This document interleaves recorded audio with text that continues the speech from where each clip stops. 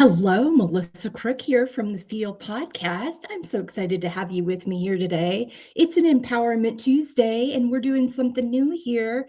We're going live from Substack, and we're going to be doing this now on our Tuesdays. We're going to be looking at ways to increase engagement. We really want you in the conversation with us. And so we're hoping doing these live empowerment discussions with me each Tuesday will invite you into that, help you feel safe coming to a place where you can ask your questions in the Substack community. We have been doing these with our panels on YouTube. And the great thing about YouTube is you get out to a ton of people. The tough thing about YouTube is you can get some trolling and some really at times some inappropriate, unsafe comments. And I'm hoping that by doing lives here in Substack, we can create that safety where people really feel like they can come into this feeling seen, known, and heard without any of the rudeness or lack of empathy or care that you can have out in the big wide world, where it feels like this is a little more of a protected space here. So we want to try that. So today I'm bringing you our Empowerment Tuesday conversation. We're talking about living out feel. Finding empowerment, embracing layers. That is our acronym. That is everything that this platform is built around, the FEEL framework. If you're new to us, the FEEL framework embodies 8 key questions and 3 key talking points, or questions, I guess you'd say. 8. Yeah, they're kind of questions, kind of talking points, all designed to be questions that I want you asking yourself regularly, because I have learned in my journey of unpacking and healing and growing and unlearning, if I ask myself these things on a regular basis, depending on the season of my life, that might be weekly, quarterly, monthly, yearly, daily sometimes, it'll help me stay on track. It'll help me to live in touch, present as my healthiest, most authentic self. And this requires intention, and it requires us making the choice to do this for ourselves, but also remembering that we are valuable and we are worthy of that and living from that. So today we're going to talk about living out feel and what that does for our relationship with ourselves and our relationship with other people. But a quick review, if you're new to this, is feel encompasses embracing your layers, all those pieces and parts that make up your story, the parts you love, the parts you don't love so much, with curiosity rather than judgment. And being able to, you don't have to love all the layers, but the willingness to acknowledge them and no longer keep them in the corners with shame or fear or trying to run away from them. It's that ability to embrace, because we are not defined by our best or worst decision. And I want to even take best or worst off of it, because life is built on a myriad of experiences. Some we love, some we don't love, some that we have a part in that it happened to us, and some that happen to us that we have no control over. But we always get to decide that we can process them, learn from them, heal from them, move through them, grow from them. We don't have to stay stuck, whether it's staying stuck in the wonderful and denying the tough things happening around us, or staying stuck in the tough and not allowing the beautiful things around us in. We want to be able to embrace all those parts of our layers. So that's step 1. The next step is asking yourself 5 activities that nourish you. 5 words on how you want to feel the next 6 months. How would you describe yourself by your character traits? Who you are, not what you do. Adjectives, those things that I'm spirited, I'm hopeful, I am excited, I'm stubborn. All those things that describe your personality. Really having our foundation and knowing who we are, knowing those activities that nourish us, that fill our cup, that help us feel fully resourced, and those words on how we want to feel the next 6 months. How are we contributing to getting there? What are we doing to take action to allow ourselves to actually be in that space in the next 6 months? And this really builds the framework to then allow us to know what fills my cup. So therefore, what is part of my self-care? The next step is, after answering those three questions, is what am I doing for that? Am I incorporating any of these activities that nourish me? Am I considering who I am as a person?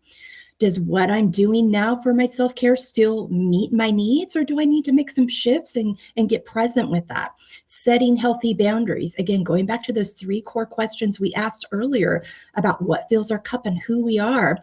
Look at your calendar. Is your calendar a reflection of that? Or do you need to set some healthy boundaries around your time, your spaces, the people that you're spending it with? Do you need to start saying no to a few things? And remembering, no period is a complete sentence. We don't need to over explain or justify. And so those healthy boundaries, making those connections between our mental, emotional, physical, spiritual, sexual, financial health, they're all connected. They all impact each other. Are we able to name those? Are we allowing ourselves to feel those things and move through them? And I feel very strongly there's no negative or positive, good or bad emotions. Emotions are clues. Emotions are clues to let us know what's going on inside us, what needs to be felt, what needs to be processed. Showing up for ourselves unapologetically, which then therefore lends us to be able to show up for other women unapologetically. No more saying I'm sorry for showing up in a room or taking up space. We deserve to be there. We have a voice, we have something to offer, and so do the other women around us. They're not a threat. There's no scarcity mindset. We all bring something unique and special. So let's show up for ourselves without apologizing for it, and let's invite other women into that as well. That's how we create safe, healthy spaces for all of us. Living by your why and your values, knowing what those things are. Again, those three questions you asked earlier, those activities that nourish you and who you are and those healthy boundaries, all of those things let you know what you value, what your why is, what lights you up every day when you get up. So are you living from those spaces? Again, going back to that calendar, is it a reflection of that? Living out of your own expectations versus others' expectations. Is your life defined by what you are looking for, what you desire, what you feel aligned with? Or are you allowing other people to decide that for you? So living out of those own expectations, and if you do have a clear set of expectations and healthy boundaries and values that you want to be living from, are you communicating those to other people? Or are you expecting them to read your mind? So the communication piece here is very important.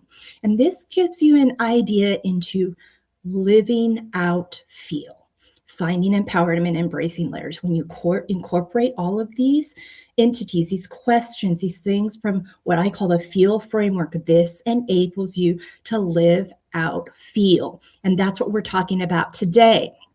So within that, more questions to ask yourself.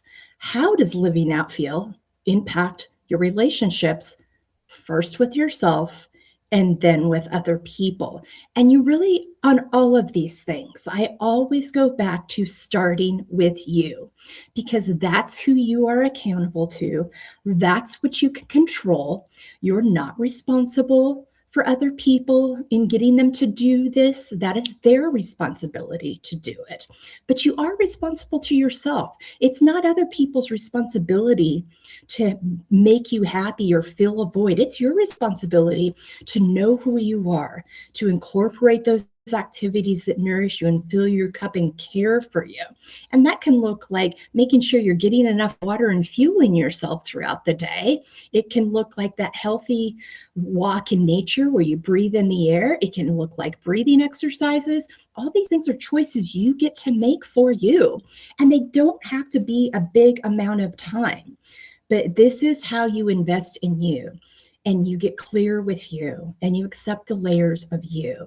And when you're able to show that empathy and care and support and accountability to yourself, it then opens the door for you to be able to engage with that in that way with other people. You're no longer looking for relationships to fill a void in your life.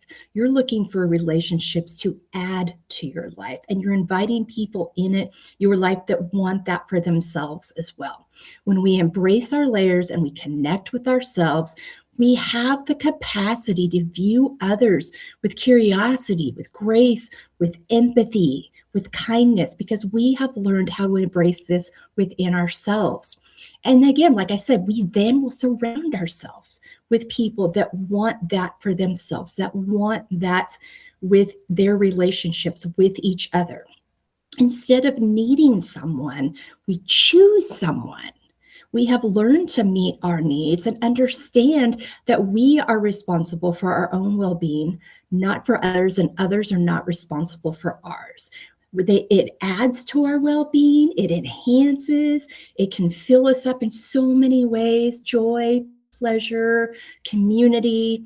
But that work starts within each of us to then show up healthy, not only for ourselves and in those relationships. And it takes the pressure off relationships being something that they were never intended to be. All right, so what are some ways to engage with this? Take a look at how you engage and treat the people you are in relationship. If it doesn't feel healthy to you, if it feels a little trauma informed or codependent or need based rather than want based, take a look at that and then go back to you. How do you engage with yourself? What does your self talk look like? Are you leading a conversations when you need help with, oh, I'm sorry, but, or are you leading with, hey, I need a minute of your time. Can we look at today or is there another time? You're showing up without apology. Are you doing that with yourself already? Are those some things you need to stop and take a look at so that you can start engaging with yourself in a healthy way, which then again opens that door to like, oh, wait a minute. This is what I'm seeing happening in this relationship. Maybe how do I have a conversation here where maybe we can turn the corner or approach this a different way? Or is this a relationship that wants to be healthy? And these are all questions we can ask ourselves. Again, it will be very hard to engage with others in a healthy way if you aren't first engaging with yourself in a healthy way. And so I wanted to bring these conversations here. Leave your questions in the chat. If you're watching now and you're not sure what your questions are, that's okay. That's okay. You can just go ahead and leave them later. I will come back to them. I will answer them later on. So whether you're watching this live now or you watch the recording of it later on, we want this to be an open space for you to come to. So know that every Tuesday, starting today, moving forward, I'm going to be here live at 11 a.m. Pacific, 2 p.m. Eastern time with a conversation. I call them one-on-one empowerment sessions. And they're just that little reminder of what's already inside you that maybe you need to just tap into to remind yourself of a way that you can live healthy and authentic to yourself that week. And if you need more support on it, let me know. Send me a message here. Go to embracinglayers.com and fill out that contact form. We've got a ton of resources to help you live your healthiest, most authentic life. And that starts with these conversations here. So I'm looking forward to engaging with you every Tuesday on here on Substack. And again, if you can't catch it live, put your questions in the chat and we'll come back to you and answer them later. Thanks so much for being with me today here on the Field Podcast. Take good care, and I'll see you next time here. Have a great week, and remember, you are valuable, you are worthy, and you get to choose. Thanks so much for being with me.